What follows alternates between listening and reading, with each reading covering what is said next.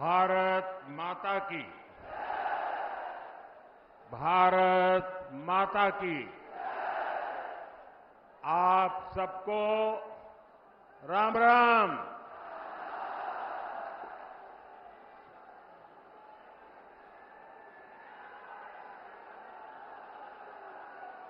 मेरठ की ये धरती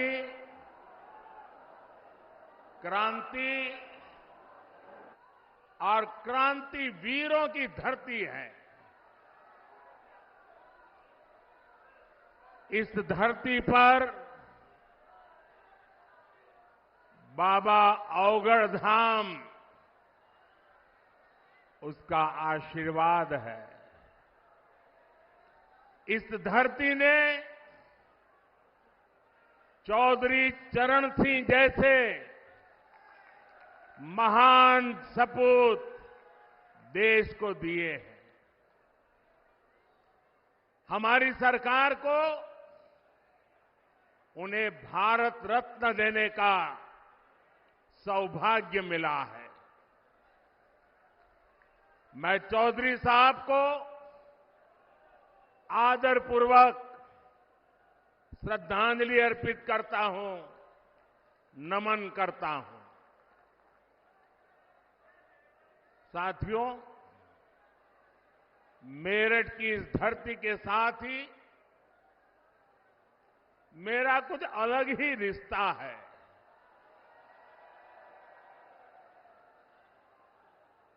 आपको याद होगा 2014 में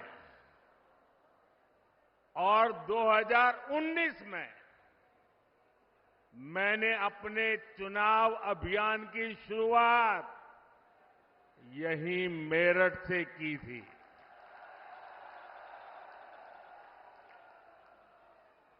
अब 2024 के चुनाव की पहली रैली मेरठ में ही हो रही है। साथियों, 2024 का ये चुनाव सिर्फ एक सरकार बनाने का चुनाव नहीं है। कौन सांसद बने कौन न बने इसका चुनाव नहीं है। 2024 का चुनाव विकसित भारत बनाने के लिए है।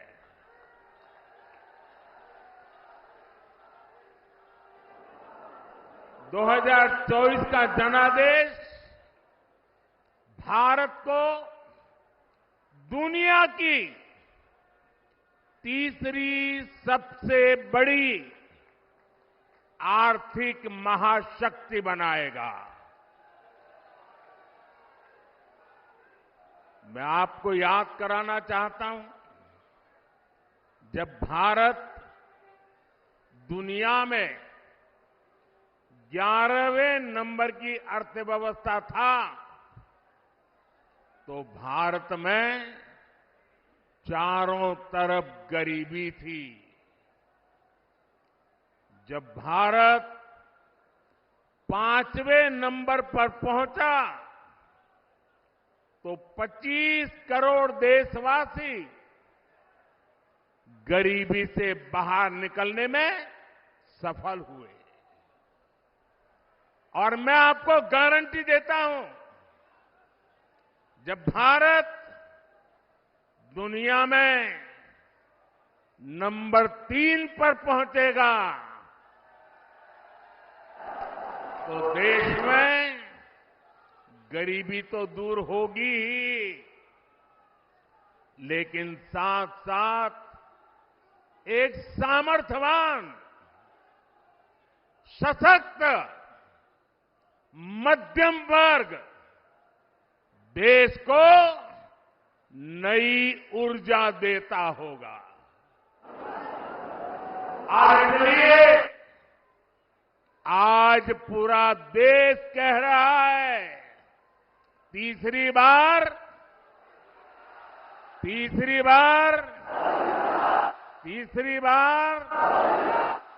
4 जून 4 जून 4 जून साथियों, मैंने लाल किले से कहा था, यही समय है, सही समय है। भारत का समय आ गया है। भारत चल पड़ा है। आज भारत में तेजी से आधुनिक इंफ्रास्ट्रक्चर बन रहा है। आज भारत इंफ्रास्ट्रक्चर के निर्माण पर अभूतपूर्व निवेश कर रहा है। आज हर सेक्टर में नौजवानों के लिए अनगिनत नए अवसर बन रहे हैं। आज देश की नारी शक्ति नए संकल्पों के साथ आगे आ रही है। आज भारत की साख दुनिया भर में, भारत की साख नई ऊंचाई पर है। इतना ही नहीं, पूरी दुनिया भारत को भरोसे से देख रही है।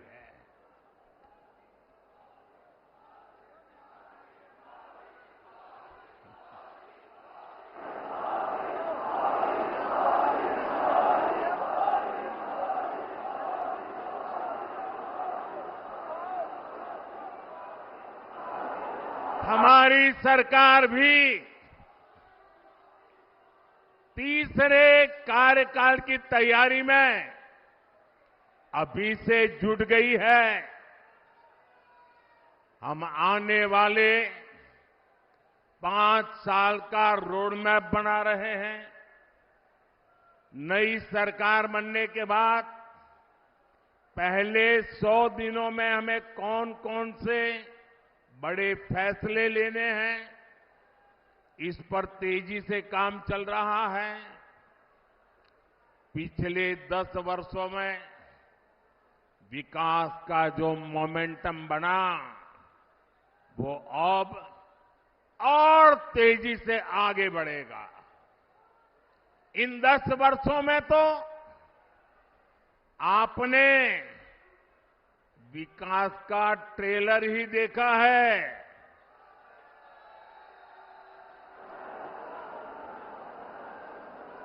अभी तो हमें देश को बहुत आगे लेकर जाना है। भाइयों और बहनों, मोदी को आज की पीढ़ी के साथ ही आने वाली पीढ़ियों की भी चिंता है। देश की आने वाली पीढ़ियों को पुरानी चुनौतियों में अपनी ऊर्जा ना खपानी पड़े, मैं इसके लिए भी काम कर रहा हूं। एनडीए सरकार के 10 साल का रिपोर्ट कार्ड आपके सामने है। इन 10 सालों में ऐसे अनेक काम हुए हैं जिनको पहले असंभव मान लिया गया था। अब आप देखिए, अयोध्या में रामलला का भव्य मंदिर बनेगा। ये लोगों को असंभव लगता था, लेकिन राम मंदिर भी बना है और हर रोज वहां लाखों लोग दर्शन के लिए भी जा रहे हैं। और आपने देखा है, ब्रज में कान्हा और राधा तो हर बार की तरह होली खेले ही। इस बार अवध में रामलला ने भी खूब होली खेली।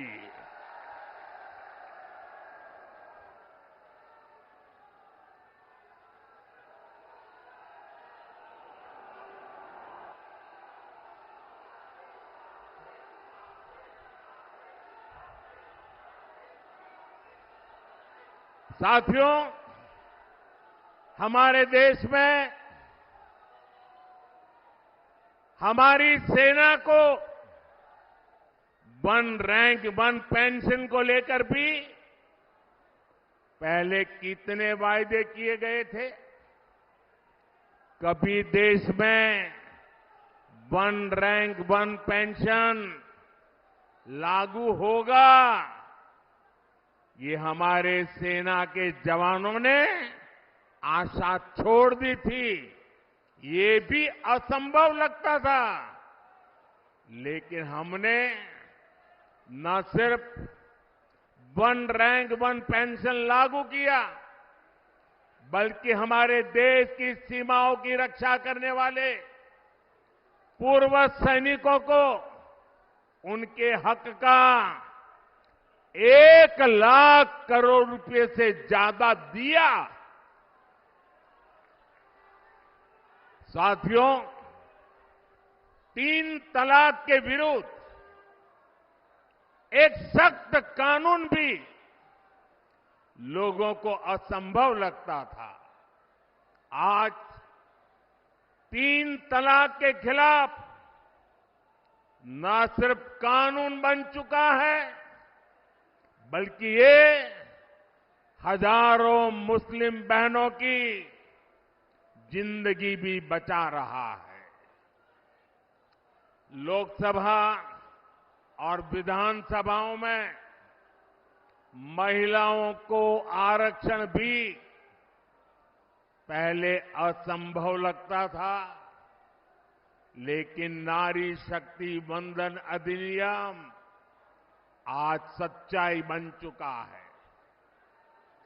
साथियों, जम्मू कश्मीर में आर्टिकल 370 कभी हटेगा, ये भी लोगों को असंभव लगता था, लेकिन आर्टिकल 370 भी हटा है और जम्मू कश्मीर का तेज विकास भी हो रहा है।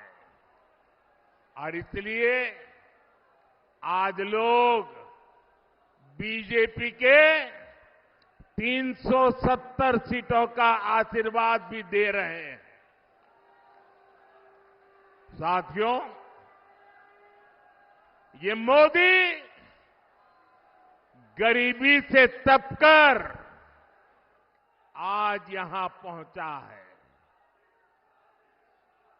और इसलिए हर गरीब का दुख, हर गरीब की पीड़ा, हर गरीब की तकलीफ मोदी भली भांति समझता है। और इसलिए हमने गरीब की हर चिंता को दूर करने के लिए योजनाएं बनाई। गरीब को इलाज की चिंता न हो, इसलिए हमने 5 लाख रुपए तक के मुफ्त इलाज वाली आयुष्मान योजना बनाई। गरीब को राशन की चिंता न हो, इसलिए हमारी सरकार 80 करोड़ जरूरतमंदों को मुफ्त राशन दे रही है। जिसको किसी ने नहीं पूछा, उसको मोदी ने पूजा है।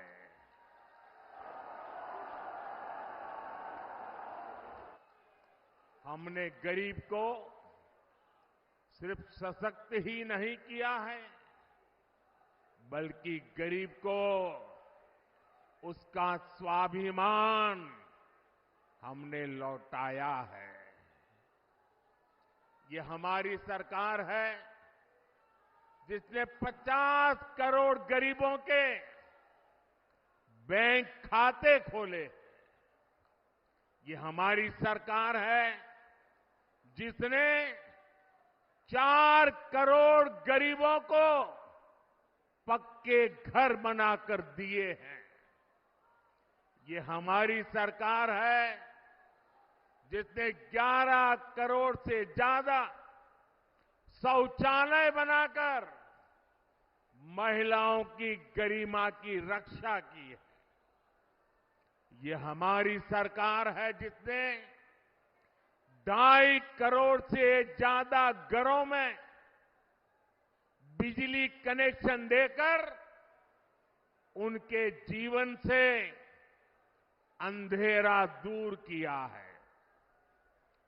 भाइयों और बहनों, बीते 10 वर्ष देश में माताओं, बहनों, बेटियों के लिए सुविधा, सुरक्षा और सम्मान के रहे हैं।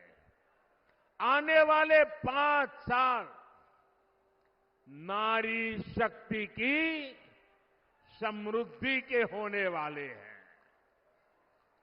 देश में करोड़ों बहनों, बेटियों को हमने पहली बार उद्यमी बनाया। उनके लिए फौज के दूसरी नौकरियों के दरवाजे खोल दिए। पुलिस हो या फिर अर्धसैनिक बल हो, इसमें आज बेटियों की संख्या 2 गुने से अधिक हो चुकी है। मुद्रा योजना ने करोड़ों बहनों को पहली बार अपना बिजनेस शुरू करने का संबल दिया है। पिछले 10 वर्षों में 10 करोड़ बहनें स्वयं सहायता समूहों से जुड़ी है। इससे गांव की हमारी बहनों को अतिरिक्त कमाई होने लगी है और मोदी का सपना भी है और मोदी की गारंटी भी है। अब देश की 3 करोड़ महिलाओं को ये मोदी की गारंटी सुन लीजिए और 2029 में मेरे से हिसाब भी मांग लेना। ये मोदी की गारंटी है। 3 करोड़ महिलाओं को लखपति दीदी बनाने पर काम कर रहा है। साथियों, नमो ड्रोन दीदी योजना भी गांव में बहनों का भाग्य बदलने जा रही है। इसके तहत महिला स्वयं सहायता समूहों को आधुनिक ड्रोन दिए जा रहे हैं। ये ड्रोन हमारी खेती का भविष्य बदलने वाले हैं, खेती का काम आसान करने वाले हैं। जब गांव की बेटियां ड्रोन पायलट बनेगी तो उनका गौरव भी बढ़ेगा, उनकी कमाई भी बढ़ेगी और किसानी भी सरल हो जाएगी। साथियों, बीते 10 वर्षों में देश ने देखा है कि भ्रष्टाचार के खिलाफ कितनी बड़ी लड़ाई हमने शुरू की है। हमने सुनिश्चित किया है गरीब का पैसा बीच में कोई और न हड़प पाए। हमारी सरकार ने कागजों से 10 करोड़ फर्जी लाभार्थी हटाए हैं। आप हैरान हो जाएंगे। पहले ऐसी सरकार चलती थी जिसका जन्म नहीं हुआ, ऐसे लोगों के नाम पर पैसे जाते थे। ऐसे 10 करोड़ नाम हटाने की मोदी ने हिम्मत की है। और ऐसा करके हमने आपके देशवासियों के 3.25 लाख करोड़ रुपए गलत हाथों में जाने से बचाए हैं। लेकिन भाई और बहनों, मैं भ्रष्टाचार पर कार्रवाई कर रहा हूं, इससे कुछ लोग बौखला गए हैं।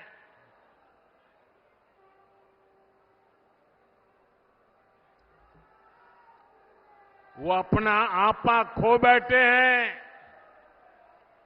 और मेरे प्यारे देशवासियों, मैं कहता हूं, मोदी की गारंटी कहती है, मोदी का मंत्र है, भ्रष्टाचार हटाओ। वो कहते हैं, भ्रष्टाचारी बचाओ।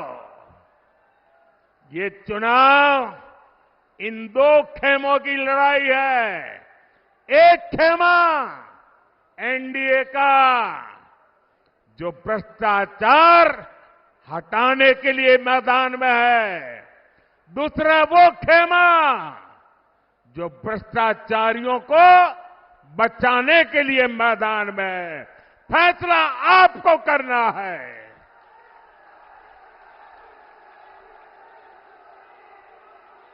क्या भ्रष्टाचारियों को बचाना है? क्या भ्रष्टाचारियों को बचाना है? क्या भ्रष्टाचारियों को बचाना है? भ्रष्टाचार जाना चाहिए कि नहीं जाना चाहिए? भ्रष्टाचार हटना चाहिए कि नहीं हटना चाहिए? भ्रष्टाचार खत्म होना चाहिए कि नहीं होना चाहिए? और इसलिए भाइयों बहनों, जब मोदी पूरी ताकत से भ्रष्टाचार के खिलाफ लड़ाई लड़ रहा है, तो इन लोगों ने मिलकर एक इंडी गठबंधन भी बना लिया है। इनको लगता है कि मोदी इनसे डर जाएगा, लेकिन मेरे लिए मेरा भारत मेरा परिवार है। मेरा भारत मेरा परिवार है। मैं अपने देश को भ्रष्टाचारियों से बचाने के लिए जो कदम उठाए जा रहे हैं, उनके खिलाफ एक बहुत बड़ी लड़ाई लड़ रही हूं। और इसलिए बड़े बड़े भ्रष्टाचारी आज सलाखों के पीछे हैं।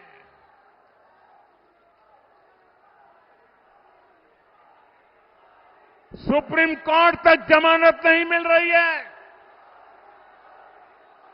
और इसलिए कई बड़े बड़े भ्रष्टाचारियों को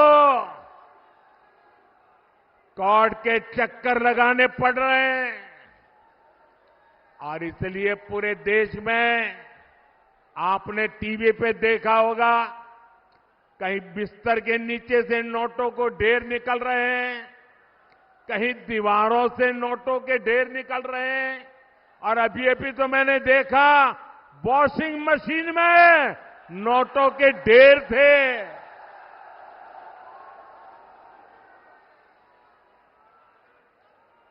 साथियों,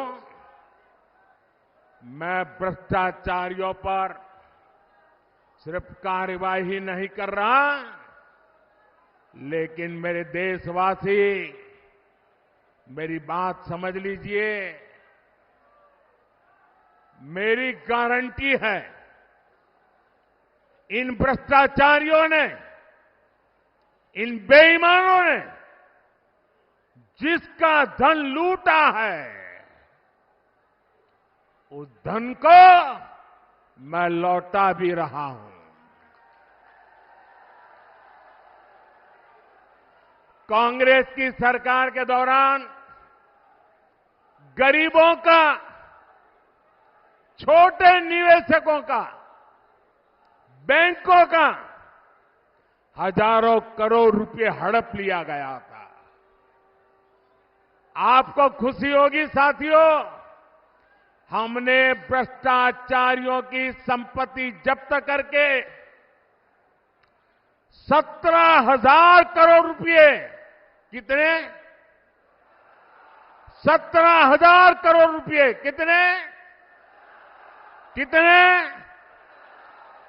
17,000 करोड़ रुपए से ज्यादा मैंने उन जिनके पैसे गए थे उनको वापस लौटा दिया है। जिनका पैसा गया है उनके पैसे वापस मिले, इसके लिए मैं लगातार काम कर रहा हूं। ईडी ने जो संपत्ति जब्त की है, और अगर रिकॉर्ड मिलता है ये जिसके पैसे हैं उसी से पैसे गए हैं, तो मोदी आपके पैसे वापस दिलवाने के लिए जी जान से लड़ने वाला है। और मैं आज मेरठ की ये धरती, क्रांतिकारियों की धरती, वीरों की धरती से भ्रष्टाचारियों को साफ साफ कह रहा हूं, भ्रष्टाचारी कान खोल के सुन ले। ये मोदी पर चाहे कितने भी हमले करे, ये मोदी है, रुकने वाला नहीं है।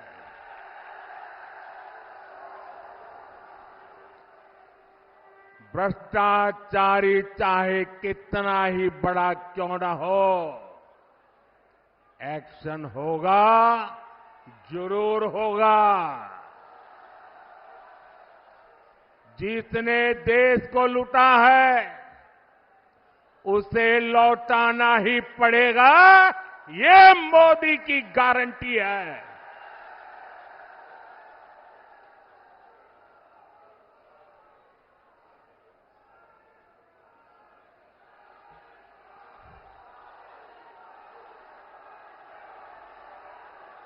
साथियों, मेरठ की इस धरती का देश की अखंडता और एकता से बड़ा रिश्ता रहा है। ये स्वतंत्रता सेनानी वीर मंगल पांडे की कर्मभूमि है। ये धरती धनसिंह कोतवाल जैसे शूरवीर की धरती है। शौर्य की इस धरती से आज मैं पूरे देश को बताना चाहता हूं कि कैसे कांग्रेस और इंडी अलायंस देश की अखंडता और देश की एकता को तोड़ते रहे हैं। आज ही कांग्रेस का ये एक और देश विरोधी कारनामा देश के सामने आया है। तमिलनाडु में भारत के समुद्री तट से कुछ दूर, कुछ किलोमीटर दूरी पर श्रीलंका और तमिलनाडु के बीच में समंदर में एक टापू है, एक द्वीप है, कच्चा थीवू। अलग अलग नाम भी लोग बोलते हैं, कच्चा थीवू। ये द्वीप सुरक्षा की दृष्टि से बहुत महत्वपूर्ण है। देश आजाद हुआ तब हमारे पास था और ये हमारे भारत का अभिन्न अंग रहा है। लेकिन कांग्रेस ने 4-5 दशक पहले कह दिया कि ये द्वीप तो गैर जरूरी है, फालतू है, यहां तो कुछ होता ही नहीं है। और ये कहते हुए मां भारती का एक अंग आजाद भारत में ये कांग्रेस के लोगों ने, इंडियन अलायंस के साथियों ने मां भारती का एक अंग काट दिया और भारत से अलग कर दिया। देश कांग्रेस के रवैये की कीमत आज तक चुका रहा है। भारत के मछुआरे मछली पकड़ने के लिए समंदर में जाते हैं, तमिलनाडु के हैं, केरल के हैं, पुडुचेरी के हैं, तेलंगाना के हैं, आंध्र के हैं, इस द्वीप की तरफ जाते हैं तो इन्हें गिरफ्तार कर लिया जाता है, उनकी बोट को कब्जा कर लिया जाता है। ये कांग्रेस के पाप का परिणाम है कि हमारे मछुआरे आज भी सजा भुगतते चले जा रहे हैं। और कांग्रेस पार्टी इतनी बड़ी उनकी पाप के जब बात आती है तो कांग्रेस की बोलती बंद हो जाती है। डीएमके जैसे दल जो कांग्रेस के साथी हैं, वे भी मुंह पे ताला लगा करके बैठ जाते हैं। आप मुझे बताइए, क्या ऐसा इंडी गठबंधन जिसने मां भारती का टुकड़ा करके दे दिया, क्या ऐसा गठबंधन देश हित में कोई फैसला ले सकता है क्या? देश का भला कर सकता है क्या? देश को एक रख सकता है क्या? साथियों, इंडी गठबंधन वाले ना देश के जवानों का हित सोच सकते हैं, ना ही देश के किसानों का हित सोच सकते हैं, ना ही देश के मछुआरों का हित सोच सकते हैं। किसानों से नफरत करने वाले इंडी गठबंधन ने चौधरी चरण सिंह जी को भी उचित सम्मान नहीं दिया। जब चौधरी साहब को भारत रत्न पर संसद में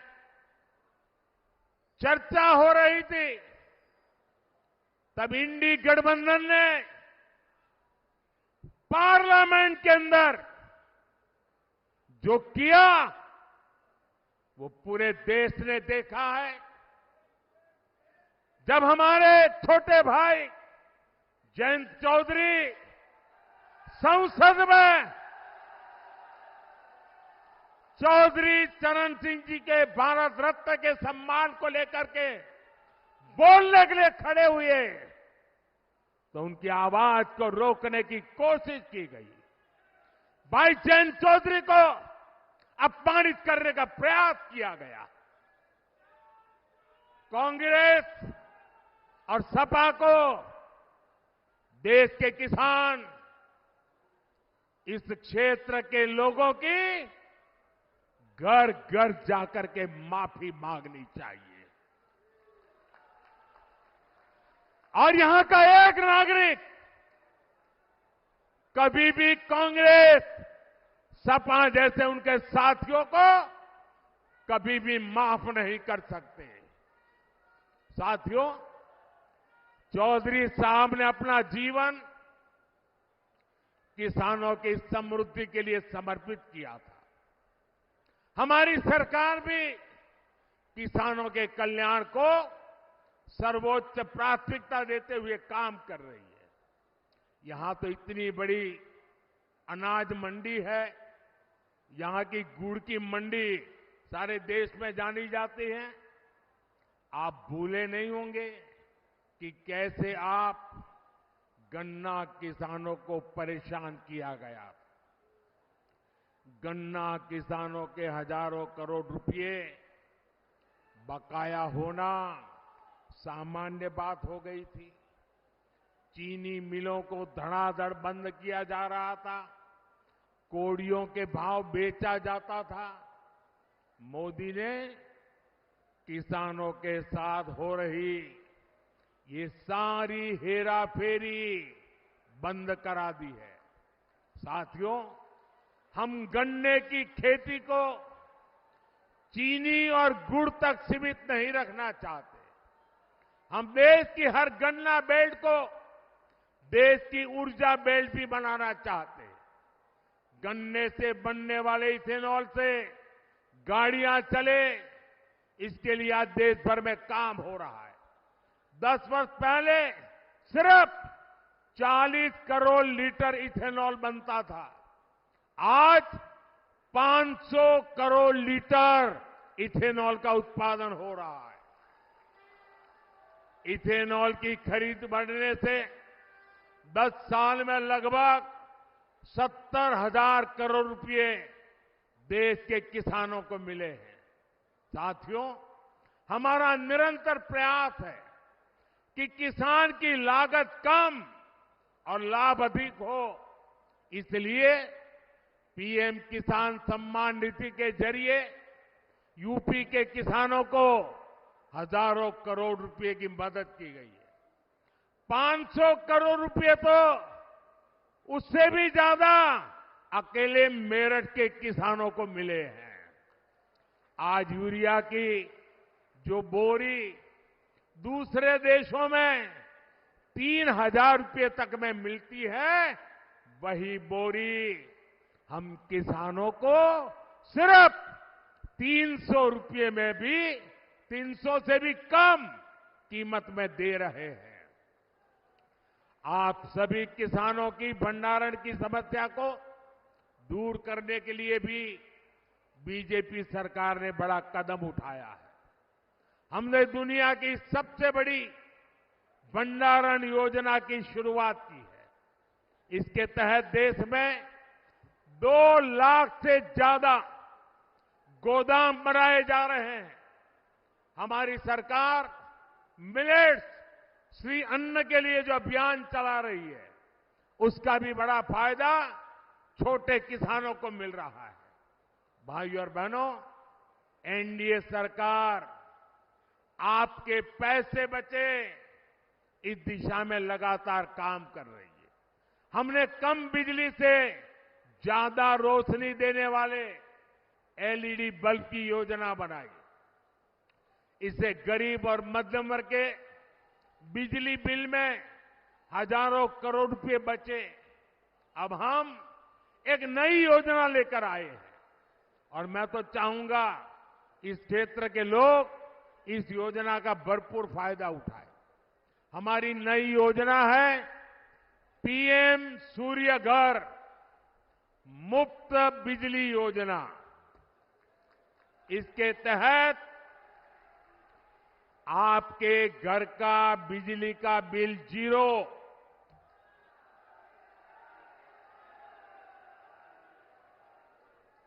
फ्री बिजली हर परिवार को मिलेगी। इस योजना, अब योजना क्या है?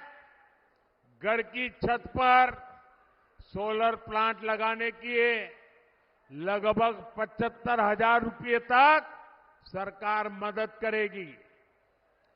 कुछ हफ्ते पहले योजना शुरू हुई है। अब तक 1 करोड़ लोग जुड़ चुके हैं और मैं वादा करता हूं, चुनाव समाप्त होने के बाद सरकार बनते ही मैं इस काम को और तेज करने वाला हूं, ताकि आपका बिजली का बिल 0 हो जाए। साथियों, ये भाजपा सरकार है जो इस पूरे क्षेत्र में विकास को नई ऊंचाई पर ले जा रहा है। देश का पहला नमो भारत ट्रेन कॉरिडोर दिल्ली से मेरठ तक बना है। आज मेरठ जिले से होकर 3 अलग अलग एक्सप्रेसवे गुजर रहे हैं। मेरठ मेट्रो पर भी तेजी से काम चल रहा है। हमारा मेरठ फ्रेट कॉरिडोर से भी कनेक्टेड है। यहां मेजर ध्यानचंद स्पोर्ट्स यूनिवर्सिटी बन रही है। मेरठ एक बड़ा एजुकेशन हब भी बन रहा है। जिस प्रकार का इंफ्रास्ट्रक्चर मेरठ में बन रहा है, उससे यहां हर प्रकार के छोटे बड़े उद्योगों का विस्तार होगा। नौजवानों के लिए रोजगार के नए अवसर बनेंगे। साथियों, इस रैली में बीजेपी के कार्यकर्ताओं ने, आरएलडी के कार्यकर्ताओं ने, एनडीए के हमारे सभी साथी दलों ने भारी मेहनत की है। एनडीए ने इस क्षेत्र में बहुत मजबूत उम्मीदवार खड़े किए हैं। हमारे अरुण गोविल जी, राजकुमार सांगवान जी, संजीव बालियान जी, भाई चंदन जी, प्रदीप चौधरी जी, हमारे इन साथियों को भारी मतों से विजयी बनाने के लिए मैं आप सबसे प्रार्थना करने आया हूं। और इसलिए बैठ सकते हैं। इसलिए 19 अप्रैल और 26 अप्रैल को आप गर्मी कितनी क्यों न हो, वोट डालने के लिए जरूर निकलना है। वोट डालेंगे ना? और ऐसे भी डलवाएंगे ना? घर घर जाएंगे ना? आपका वोट विकसित भारत के लिए होगा। आपका वोट देश हित में और बड़े निर्णय के लिए होगा। और इसलिए आप मेरे साथ बोलिए, आप सब मेरे साथ बोलिए, विकसित भारत के लिए 400 पार, विकसित भारत के लिए, विकसित भारत के लिए, गरीबी से मुक्ति के लिए, गरीबी से मुक्ति के लिए, युवाओं को नए अवसर के लिए, युवाओं के नए अवसर के लिए, नारी सशक्तिकरण के लिए, नारी सशक्तिकरण के लिए, किसानों की समृद्धि के लिए, भ्रष्टाचारियों को जेल भेजने के लिए। साथियों, आप मेरा एक काम करेंगे? करेंगे? ऐसे नहीं, हाथ ऊपर करके बताइए। मेरा एक काम करेंगे? ये मेरा पर्सनल काम है, करेंगे? चुनाव वाला काम नहीं है, करेंगे? पक्का करेंगे? मेरा काम बहुत छोटा सा है। आप घर घर जाना और हर घर जाकर के कहना, हमारे मोदी जी मेरठ आए थे और मोदी जी ने आपको प्रणाम भेजा है। मेरा प्रणाम घर वगैरह पहुंचा दीजिए। मेरे साथ बोलिए, भारत माता की, भारत माता की, भारत माता की, भारत माता की। बहुत बहुत धन्यवाद।